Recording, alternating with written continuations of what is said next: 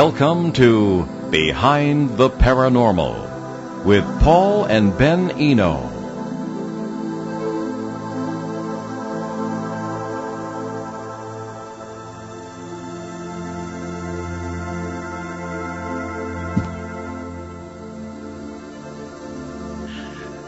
Even in famous UFO cases, how many people witness the phenomenon but never report it? How do you find those witnesses decades later? Could their testimony change the nature of the case?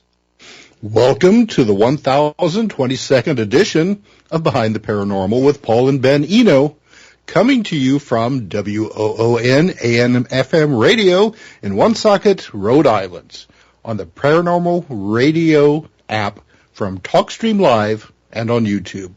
Well, that was Mark D'Antonio sitting in for Ben via Skype today, and I'm Tim Swartz, here to help things along. Paul's with us, too, coming in via Skype. Well, hello, everybody.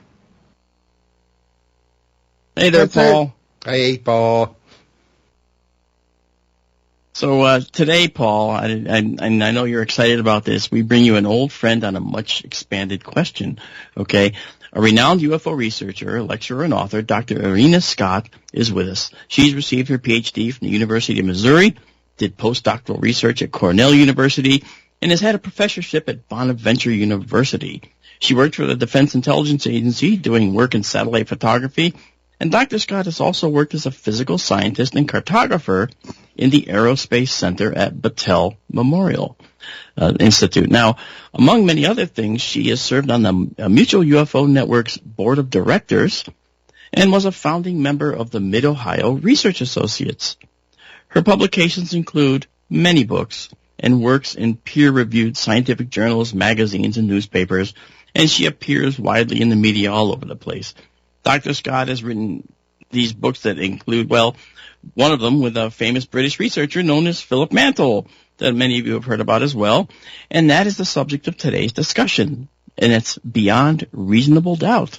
Now, listeners may call in at 401-766-1240 or email Paul at behindtheparanormal.com. Irena Scott, welcome back to Behind the Paranormal. Well, thank you very much for having me. I'm very honored to be here and with these very famous people. Well, that's wonderful that you're here with us. I'm glad that you came. I was talking to you before the show. I remember you and I spoke at Roswell one year at the conference there, and that was really fun. So that was a fun time. We only were passing in this, what passes as the Roswell Airport, a tiny little building, but that was fantastic. But I'm interested in the book. I want to hear a lot more about this. I mean, I have many questions about, the witnesses in Pascagoula. Have there been any other abductions? I mean, I want to know it all, Irena, so just tell us everything. Well, this was a close encounter and an abduction, and it was unique in quite a few ways. For one thing, a lot of abductions take place with like one person off in the boondocks where there's no witnesses, there's nothing at all, and it's hard to document. We've called this the best documented abduction or close encounter that's been done, and although it was 1973, it also might have been the best investigated. Wow. It started out with two people that had no interest at all in UFOs. I talked to the son of one, and he said he'd asked his father once if UFOs existed, and his father said no, and so he had things to find out. But anyway, they had finished their day of work, and they were down it was 1973, October the 11th, in Pascagoula, Mississippi. Pascagoula is named after the Pascagoula River, which is a big river, and it goes into the Gulf. And there's lots of water around there. And so what they do when there's water is fish. And so they had finished their day of work, and they were going fishing. So the older man was Charles Hickson. He was in his 40s, and he had been in the military and had a lot of experience in life. The other one was a young teenager, Calvin Parker, 18, and he was just starting out. He was just engaged, and he was planning his life ahead and all that. And so they were in a car, and they decided to go fishing and got the tackle and everything, and went to one place, and it wasn't too great, and they decided to go to another place. And Calvin had a new car, and he was nervous about his car. He didn't want to mess it up or anything. So they found this one place, and there was a big no trespassing sign, and they had to walk through weeds and debris and stuff, and they got out on this pier. And Calvin was nervous about his car. And so anyway, they began to fish, and they saw this blue light, and it kind of reminded them of police lights. And Calvin said, well, if they go to jail, that Charles can go to jail, because that was his idea. And so it turned out it was much, much, much worse than the police, because this object came, and it was kind of levitating. It didn't land. It stayed a little bit above the ground. They weren't real sure about what it looked like, because it was real bright and they couldn't see much. But it was like about 30 feet long, had this real bright light. And then real soon afterwards, it seemed to open up some way, and a lot of bright lights shined out, and these three things came out. Well, you'd think, even though with the debris, that they'd run, but they couldn't, because two grabbed Charles, one grabbed Calvin, and just instantly they were paralyzed.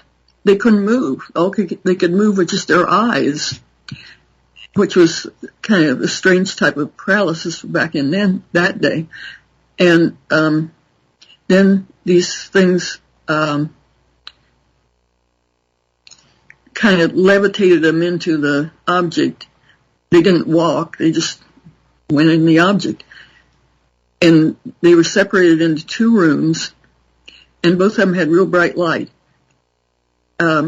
Charles said that he couldn't see much of anything due to the bright light, but something like an eye came out, and it looked like him, and then it moved around him like it was scanning him, and then it moved back. Calvin also had this thing come out, and he said it looked like a deck of cards, and today you'd say it looked like an iPhone or something, and it moved around him, and then went back. And that's all they could see in the room. The room was just bright light, and they didn't know where the light was coming from. They thought they were in the object maybe 15 or 30 minutes, and then they of course were just absolutely terrified, because they didn't know if they were captured, if these things would put them in a zoo someplace, or what could possibly happen to them. And then finally they were released, and they were both just out of their minds, and they put him back on the pier, and the thing disappeared. And Calvin was just standing there with his arms out, like in a trance, and Charlie fell down and got back up. And then they started sort of coming to. And you can imagine if that happened to you, what you'd do. I mean, if you called somebody, maybe you could report it now, but everybody would laugh at you even now. But back then, they would laugh a lot harder, especially if you were shipyard workers. And so they said, well, we're not going to tell anybody. But Charles had been in the service. He had been in life and death situations. And he thought that after life and death situations, that he could probably stand up to being all the harassment he'd have to take. And so he changed his mind and thought, we'll say something. Calvin, of course, didn't want to, because he had his whole life ahead of him, and he wanted to get married and wanted to have a family and the whole thing. And he didn't want to just be a freak that everybody pointed at and said, there's a UFO nut and all that. So he didn't want to say anything. But Charles decided to. And he, first of all, he stopped at the newspaper, and they were closed. Then he stopped at the Air Force Base, Kistler, or he contacted them, and they said that Project Blue Book is closed, UFOs don't exist, they've proved it and all that, or whatever they said. And so he couldn't report there, so they told him to report it to the local authorities. So Charles called the police and said, "You're not going to believe me, but we were abducted." And apparently, if you were the police person, you'd think this was a nut. But the person that took the call heard Calvin pleading with him, "Don't say anything," and decided to listen to it. And so they went out to get him, and the two people went into the police station, and there was an immediate investigation, and a real good investigation, because the police separated them and took a report from each one. Then they put them together in a room and interviewed them together, and then the interviewer went out, and they didn't know it, but there was a tape recorder hidden in the room. And this was because the police didn't want to be caught in a hoax, and, they figured they were joking or, and so they wanted a tape recording of them by themselves without anybody else to see, if they were laughing and saying, "Oh, we put one over on them," and everything. Well, the two men were just absolutely terrified and just out of their minds. And so they discovered that they weren't hoaxing. And so this was a real good investigation, and it showed that the two people, you never quite know, but in this case they were sincere because of the secret tape. And the secret tape is on the internet now, and it's translated in our book and everything. So that's a basic framework of what happened. Wow. I have to say, it was probably 8 years ago, I actually met Calvin Parker, and he was such an unassuming person. He was not accustomed to the attention. He didn't want the attention. So you ask a question, and I always ask this as MUFON's chief photo and video analyst and investigating UFO incidents. I always say, what's the end game? What are they looking for out of this? Are they looking for fame, a TV show, money? Usually those questions get answered when you do this analysis, right? But with Calvin, I don't know Hickson at all, but with Calvin, I never got that impression that he was like that. When he looked at you, he would kind of keep his eyes down. He was very uncomfortable with the limelight. Did you find that to be true as well? Well, usually a lot of times they say people that report these things want attention. Well, he didn't want attention at all. And he didn't speak about it for 48 years almost. And I don't think he wanted to talk about it even then, but his wife began to say, you need to get this out of your chest and everything. And his health was going down. And he decided to say something. With Charles, I talked to his son, and his son said that he didn't want money, but he thought this was something important that people should know. And so he, if he missed work, he got a little bit of money, but he didn't want, a lot of other people were making money off his thing. And his son said, "Why are they making money when you're not?" And he wanted people to think he was sincere. So he didn't try to make money in a big thing. He wrote a book, and it was a really good book. And with Calvin, he was maybe having a few health problems and things, and he went to a funeral, and he used his full name, which he hadn't been using a lot because of all the fame, which he didn't want. And people asked him about what was going on. He thought they seemed sincerely interested in him instead of, degrading him. And then his wife started saying, "Well, maybe you ought to say something." Then Philip had a hard time finding him, but Philip had republished Charles's book, and he wanted to find him, so he finally did. And between the wife and Philip, he decided to write a book, which wasn't his type of thing. And he did, and he wanted to if he wanted to write it just in his own sincere words, and if he made English mistakes, that was fine and everything. So he wrote 2 books. And although this happened a long time ago, it was a really good investigation back then, event, and very unique. And so it was of high interest now. Tim, did you want to jump in here? Well, I got to know Calvin quite well, and he told me that after the incident, when he moved away, he and his family, that wherever they were located, if somebody recognized him, they would quickly up and move. He had the type of job that he was able to work pretty much anywhere he wanted to.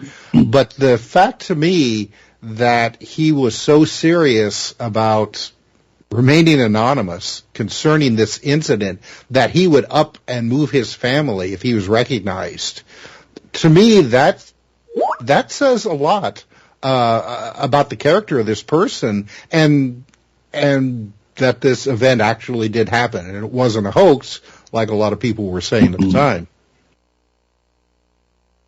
Wow. And I didn't know that you had met Calvin Parker, and that you knew him. This is all interesting. Calvin's been around for a long time and been so quiet about it. And Irina, you said something when they were paralyzed and they couldn't move anything but their eyes. I also had a similar experience like that. That's why this story resonates with me so much, because I had 3 nights of terror where something came in and finally shoved something up my sinus that had to be surgically removed. Okay. The hospital subsequently lost it less than a week later. Okay. But I had that happen, and when they came in, I was also in that paralyzed state. And there's these hypnopompic states are things that we can all, relate to. I mean, I use them to meditate, okay? So, they're a great place to be, but you're in control, right? So these guys are, Hickson and Calvin were taken out of control and were manipulated. I felt the same exact thing, because when they came in and finally did that thing where they shoved something into my sinus, I was completely paralyzed, unable to control, but the difference was I couldn't even move my eyes. My eyes were frozen, and I couldn't look to the left or the right. I could only look straight ahead. And every time I tried to move, I'd get a severe pain. It felt painful. So I understand that process. And like I said, that's why this resonates with me. And I want to ask you, did they report any physical ailments and or pain associated with this event? What happened at that point? Well, this was in 1973, and I think they both thought they had been injected, and you don't know whether they had or not, because, there's some marks on them. But what was odd about it is 1973, when you were put out, like for an operation or something, they might inject you, but then you're out, unconscious. Well, in this, they were conscious and they could move their eyes, but they were paralyzed. And so this was kind of like they have conscious anesthesia now, like with fentanyl and things like that, where you're conscious, but, don't have a feeling or might be paralyzed. But this seemed to be strange for 1973. And a lot of people, when they report abductions, they kind of report being like paralyzed or something. But they just say the person waves their hand over their eyes and then they can't feel anything. Well, this was strange because they both sort of thought they had been injected. And also, later several scientists talked to them and put out what was called the puncture mark document, where they had marks on them, possibly from puncture marks from shots, but you don't know. But what interested me is that this was taken several days afterwards, and they said their eyes were dilated, and the document said, well, their eyes were dilated because of the bright light inside, and 2 days later, the eyes were dilated. Well, that made no sense to me at all. But it did make sense in another way, is that if there's a bright light, your eyes constrict and don't dilate. And they said, so that was the opposite of what should happen. But also, if you're given drugs, sometimes your eyes can stay dilated for some time, like several days or something. And so that also made me think maybe there was some kind of drugs involved, which they both thought. But you don't know. But anyway, they were both paralyzed and terrified. That's actually a good thought about the potential use for drugs, I would have to say, because in the event that their eyes stay dilated, we all go to the eye doctor, they dilate, and for 4 hours it's uncomfortable, your eyes are dilated, right? But what if the room was bright because their eyes were so dilated? It could be. See? I don't know.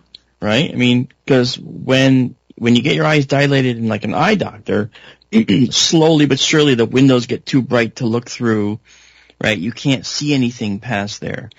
So if I was an alien, and some argue I am, I'm sorry, but hey, But if I was an alien, maybe I would dilate the eyes for a couple reasons. Maybe to be able to look into the retinas, or maybe because I want to make what's beyond their limit of their vision invisible to them, make it hard for them to see.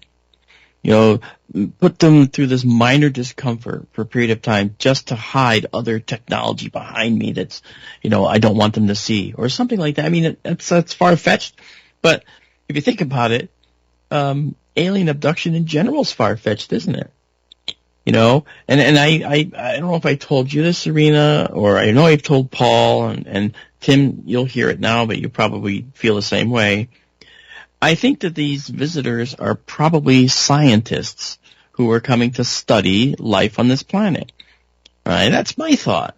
And I think that maybe Calvin and was it Charles Hickson, right? It's Charles? Mm-hmm. Yeah. I think Calvin and Charles were probably unwittingly selected to be the unwitting subjects of a study. And who knows what they did.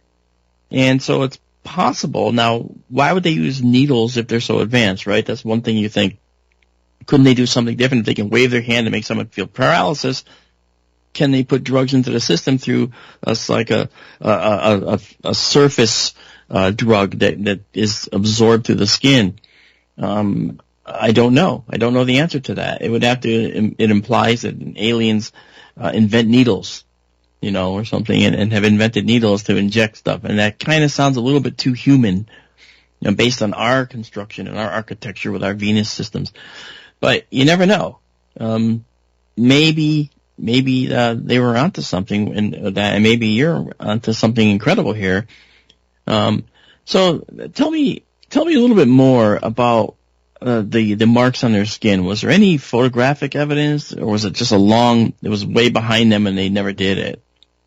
Well, Philip's an amazing investigator, and he eventually found the puncture mark document, but he didn't find anything else. And then later, he was also able to find the photography of the marks on the two men. And we had sent him to some experts to look at, and one of them said there was like a puncture mark on Calvin's foot, which is a strange place. But the other, there were marks on the other one, and some of the doctors thought they were just, cuts, but you don't know. So there were marks on both of them. Okay. The next question I would have, and Tim, go right ahead. I'm sure you've got questions too. Well, the thing I was going to ask is that your research for this book shows that Calvin and Charles' encounter didn't happen in isolation, that there were other things going on there in that location that very same night. There was a whole lot going on. That was one thing that was amazing. One is that a lot of abductions are with one person. The one person doesn't remember anything, and maybe years later something will come up and they'll get it or something.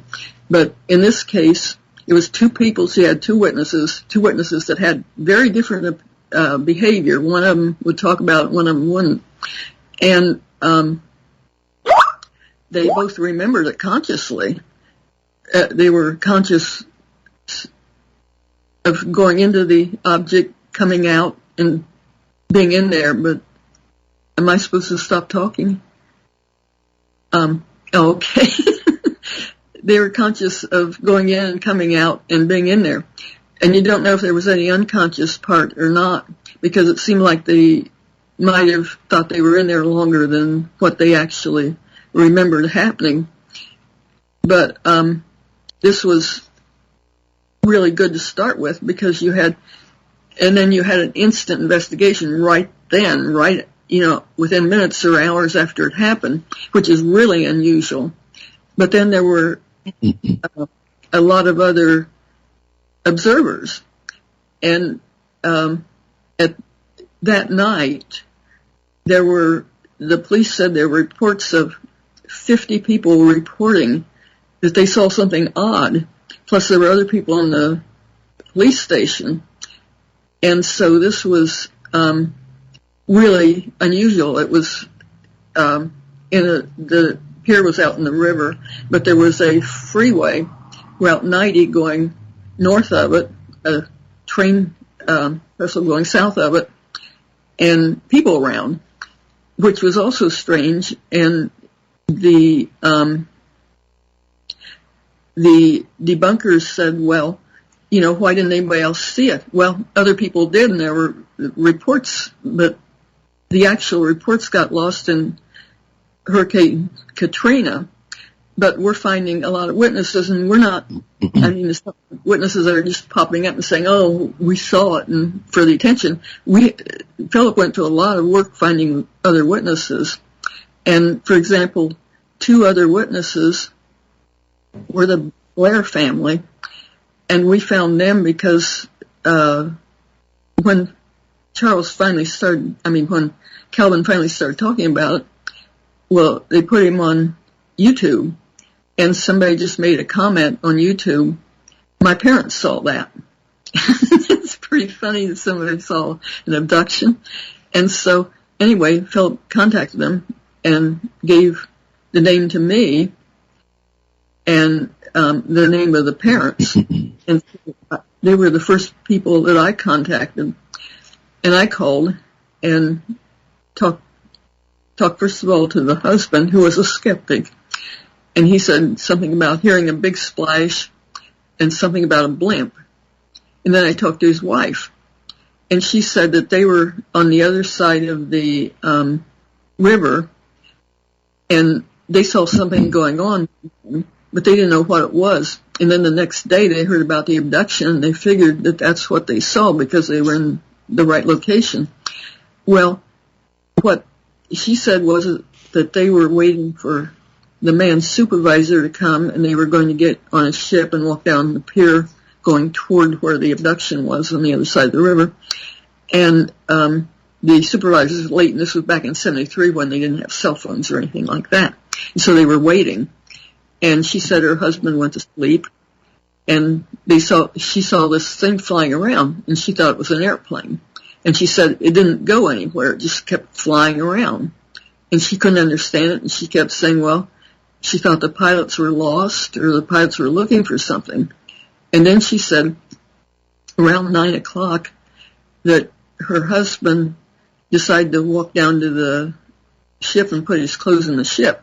And so he was walking along the pier, and she was walking along behind him, and something flopped up on the pier right in front of her.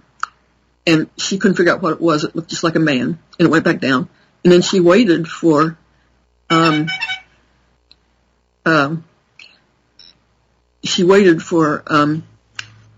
person to come back up and breathe, and nobody came up and breathed.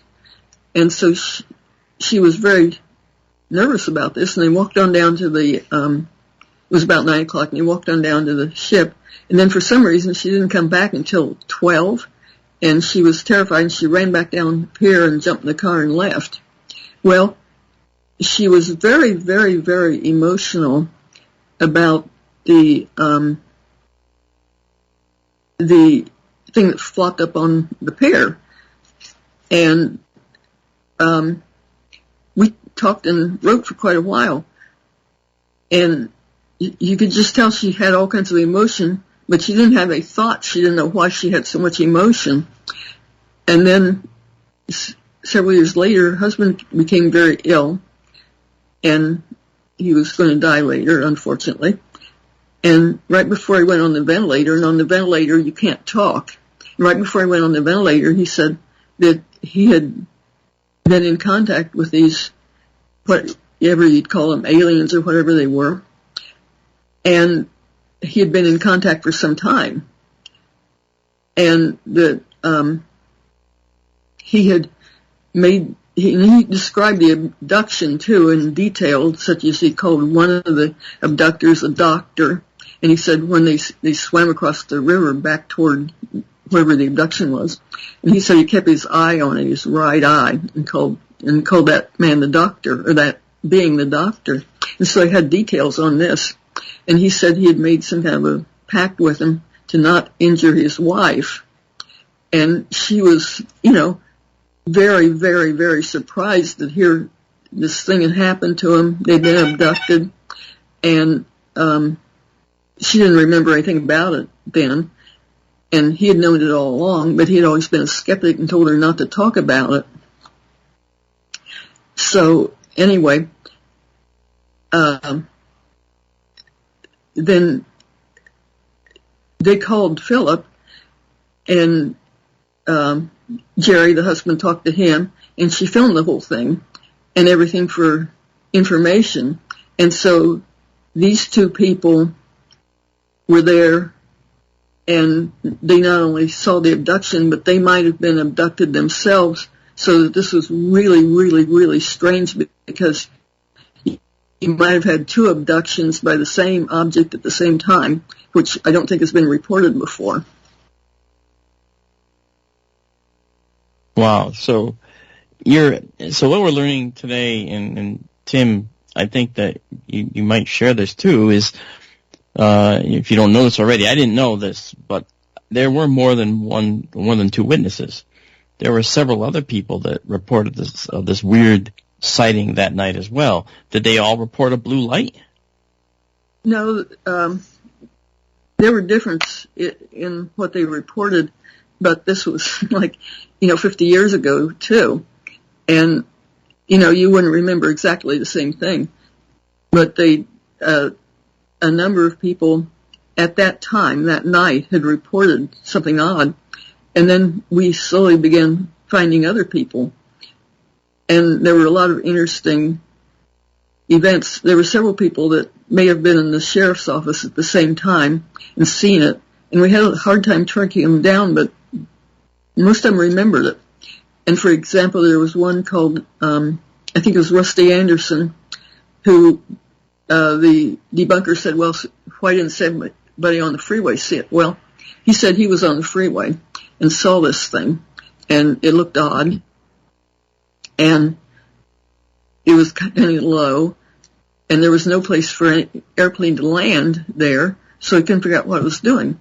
And he reported that. Then he said the next day he went to see his aunt. His aunt lived someplace where she could see over the river, and that she'd seen something odd too. And then somebody else had called in to report that they had had a sighting, and it turned out that she was a cousin of Rusty Anderson. So 3 people in the same family had seen something. Wow. There were quite a few other, I think I counted about 50 other people that we've contacted now that saw something the same night. And the sheriff's office had said there were, around 50 people that had, and more, that had seen something odd then. I wanted to mention too, sorry Tim, I'll get to you in a second. I wanted to mention to you real fast that, when people think about the debunking part where they say, hey, why didn't they see it from the highway? Well, let's be clear. You're on a freeway, and unless that thing is right in front of you, you're not going to look over there while you're driving at 70 miles an hour. Back in the 70s, you probably had 75 mile an hour speed limits. You're not going to be looking like, hey, look over there. You're not doing that. Okay? You're going to be focused on driving. So actually, it's very rare that people notice things from their cars unless that's right in front of them or a passenger is looking around and sees it. Okay, so it's actually quite rare. So that actually, I did not find that to be a disturbing finding at all. I think that's actually normal. Tim, you had something you wanted to add, I'm sure. Well, one of the interesting things is that the two men, after their experience, the first thing that they thought to do was to contact the local Air Force base, and they were just immediately rebuffed. However, the Air Force got very interested in what was going on. I think maybe as soon as the next day, or at least a couple of days afterwards. Irina, do you think this is because of all the other reports that started to flow in? You said that there were a number of people who that same night made reports to the police station. Yeah, I would think so. But one thing is that they were worried about contamination, and Calvin especially, it'd been nice if he had saved his clothes because we could analyze them now, but he didn't. So he took all his clothes off and put them in a bag and tossed them, and then he took a shower, and I think he poured Clorox or something on him, because he was afraid of contamination. Well, then he complained. He went to the Singing River Hospital, first of all, which was kind of a small thing, and worried about contamination. So the next day they took both of them was worried about radiation for one thing. They took both of them to Kessler Air Force Base, which is where they had first contacted. And because they could test for radiation, there wasn't any radiation, but they had a meeting there. And there's a transcript of the meeting in our book that who's there, and they were big shots like colonels and things, and doctors and things talking to him. And they talked to him for some time and questioned him and everything, and that's in the book in detail about what happened at Kessler Air Force Base, which had first of all said, forget about it.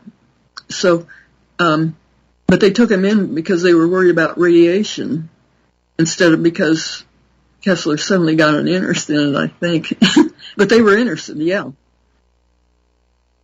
That's par for the course, isn't it? It seems like they're interested after the fact, and then nobody go near that site. No, you can't go there now. But wait, that's where it happened. I was there. I was part of this. So I understand the reticence to allow people in. Once they take over, man, it's it. You're done. You're as John Q. Public. You're out of the loop, and you cannot come in here, and you can't know anything, right? So that's what ends up happening. Now, Charlie and Calvin were abducted, right? They were both taken. Were there reports of anybody else being abducted that night that ever came in, or was that still an unknown, or is that factually known to be not true? It's just those two. Well, as I mentioned, the Blair family, Jerry and Maria Blair, reported an abduction, and they were on the opposite side of the river, which I just mentioned. Yes. There were some other things that sounded abduction-like. For example, there were, I think his name was Joey Nelson.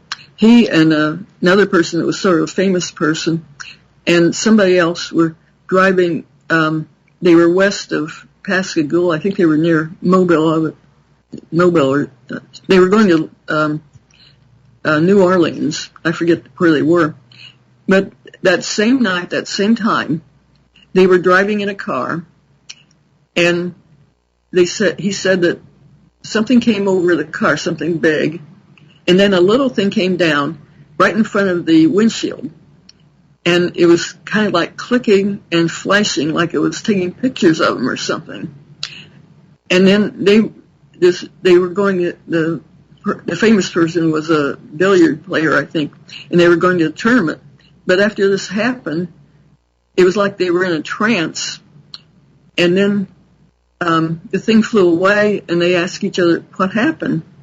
And they all seemed confused. And instead of going to where they were going, they turned around and came back.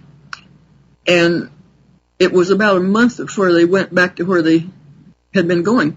And they described the event when this thing was in front of them as like being paralyzed and being in a trance.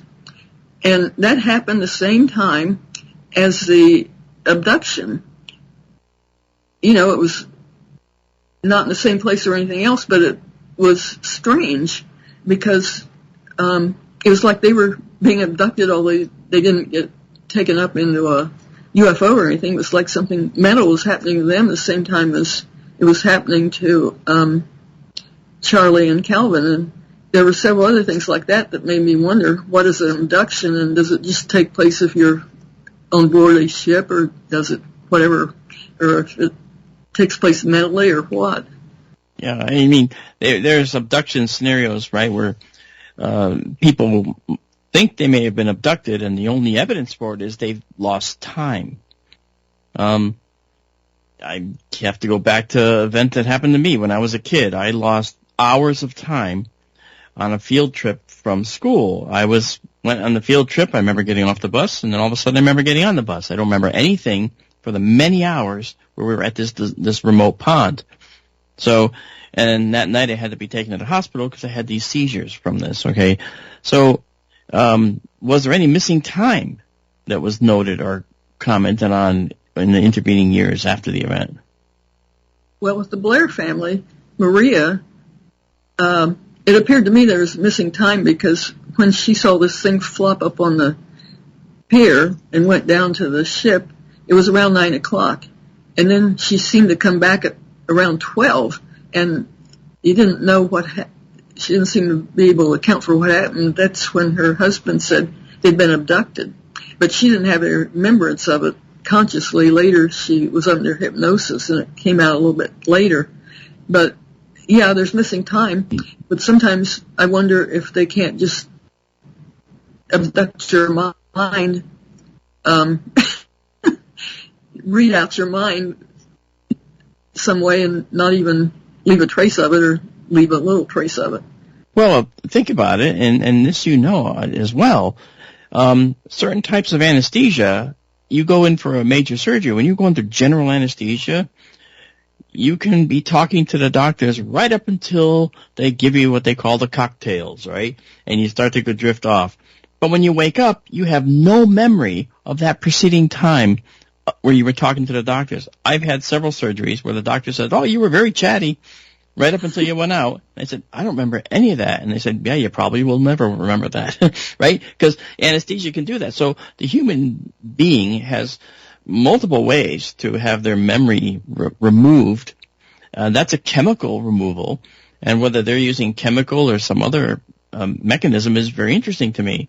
So I don't say, "Oh, missing time, huh? Yeah, right." I'll never do that, because I know that you can lose minutes and hours beforehand, depending on the technique used, right? So we know we can do it with anesthesia. So I'm sure that there's ways that an advanced race that might be 1,000 or 5,000 years ahead of us could probably have figured out long ago. Well, I've heard people say that they would be in their normal life, and suddenly it was like time stopped, and everybody around them just stopped. And then they had some kind of abduction experience and came back.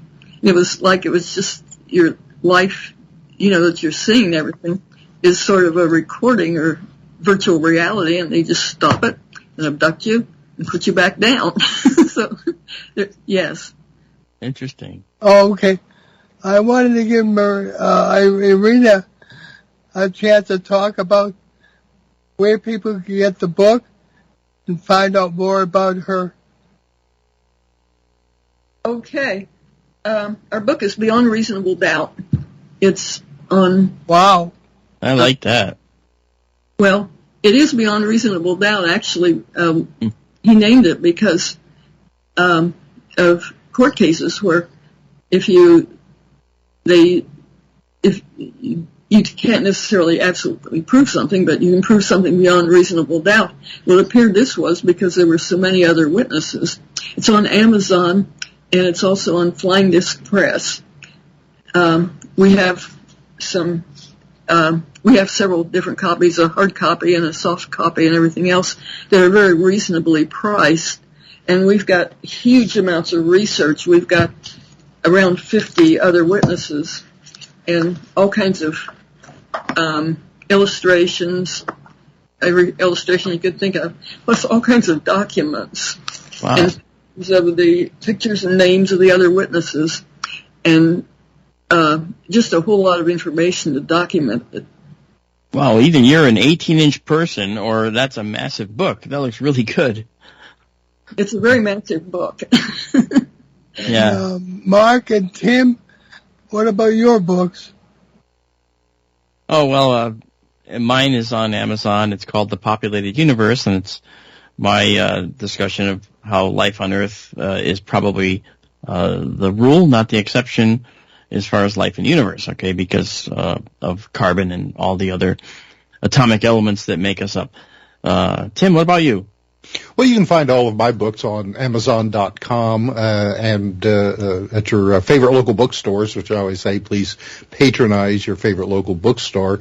My most recent is called Mimics, the Others Among Us, and Paul has an excellent chapter in this book, so I encourage everyone to rush right out and get a copy today. Makes a great Christmas present. I can't go right now, though. Hey, go ahead. Sorry. Great discussion. Please continue. Okay.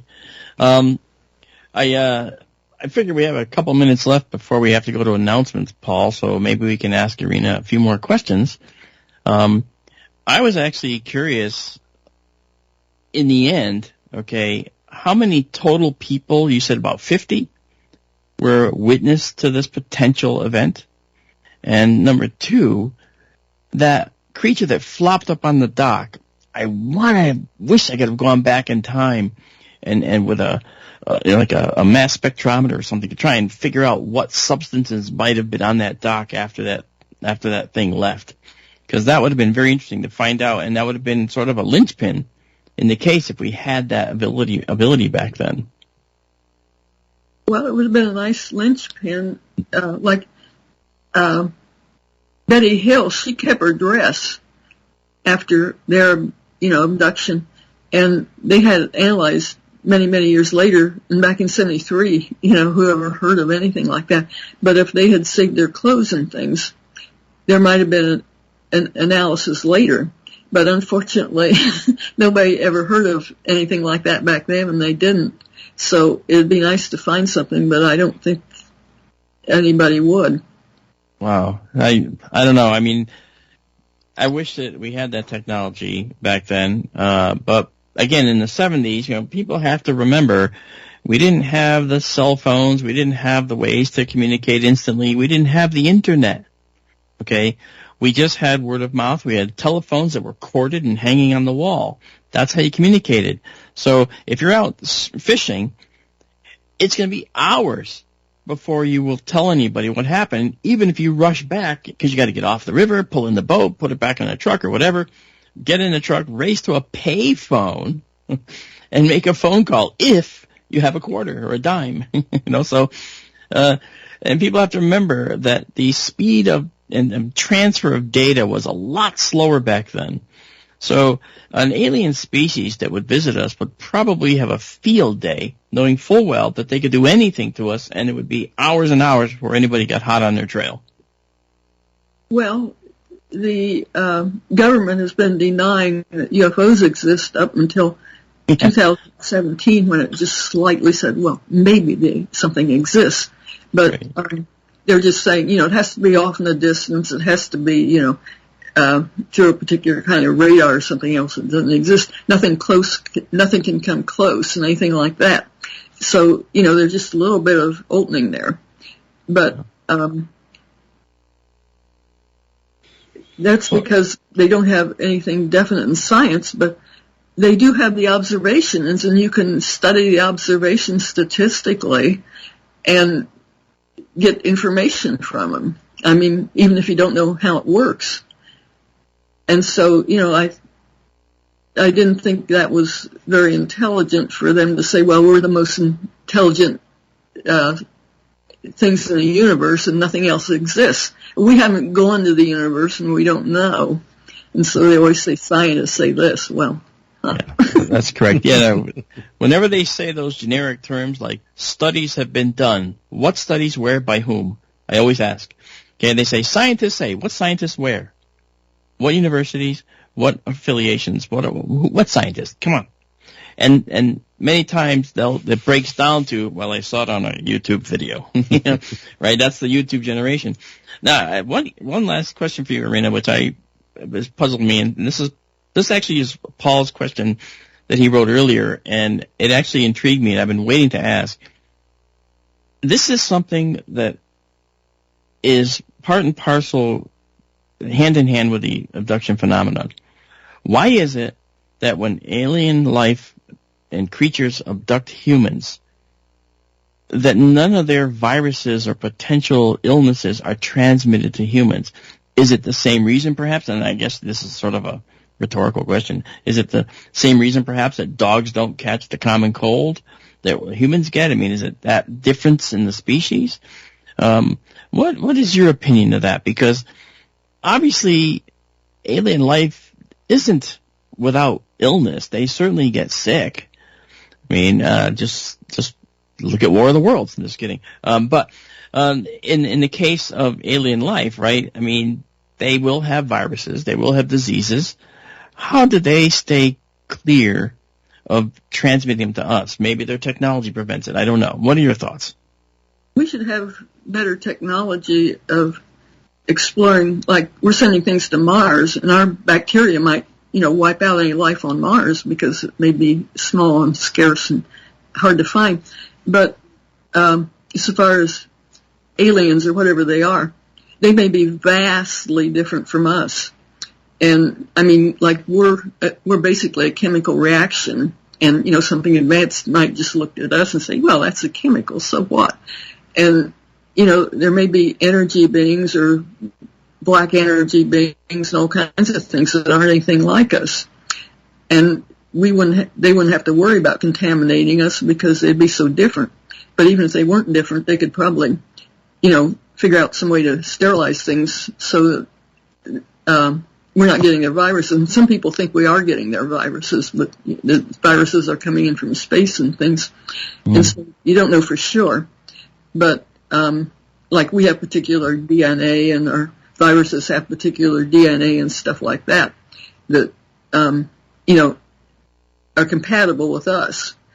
And they may be totally different, or they may be really good at sterilizing everything, or they may be just totally different from us. So just give us, appearances rather than actually being here. Yeah. Wow. Well, this is really great, Irina. Thank you so much for just talking to us about your book. I would like to let everybody know that over the next few weeks, Paul and Ben are going to work with Reverend Michael Carter from Ancient Aliens on a very special podcast that will reveal new information that he's uncovered about ancient aliens.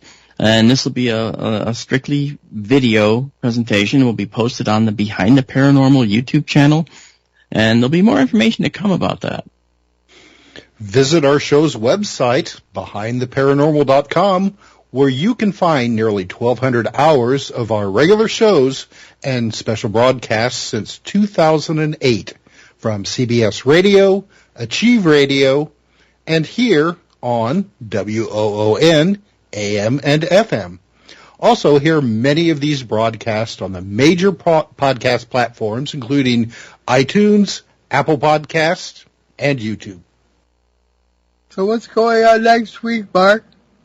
Well, first I just want to thank Irina again for being here. That was wonderful visiting with you. Hope to see you again on the convention circuit. But next week, on November 26th, the legendary Nick Redfern, who was just in Paul's living room, actually, the other day, from what I'm told, he will be on to talk about Mothman in depth, including some new cases. Yeah, that was funny. Not to interrupt. No, go. But I was tearing my hair out how to get him on the show. And it's not like he doesn't know me. He wrote the foreword for my last book. And then he comes away, he lives in Texas. And he was in Rhode Island to speak. So there he was, and I nailed him. I think that's great, Paul. And also, fantastic job, everybody, today. Thank you so much. Oh, wonderful. I'd like to actually leave you guys with a quote, and it comes from my favorite astronomer, Carl Sagan. And I'll try and say it like him. Somewhere, something incredible is waiting to be known. That's the quote from Carl Sagan. I'm Mark D'Antonio. I'm Tim Swartz. I'm Paul Eno. And we have a little time, I'm afraid. But thanks for joining us on our great cosmic journey. We'll see you next time on Behind the Paranormal, where I may use my new synthetic but very creepy voice. I want to hear this. Have a great week, folks. I want to hear this. Return to this radio frequency 167 hours from now for another edition of Behind the Paranormal with Paul and Ben Eno.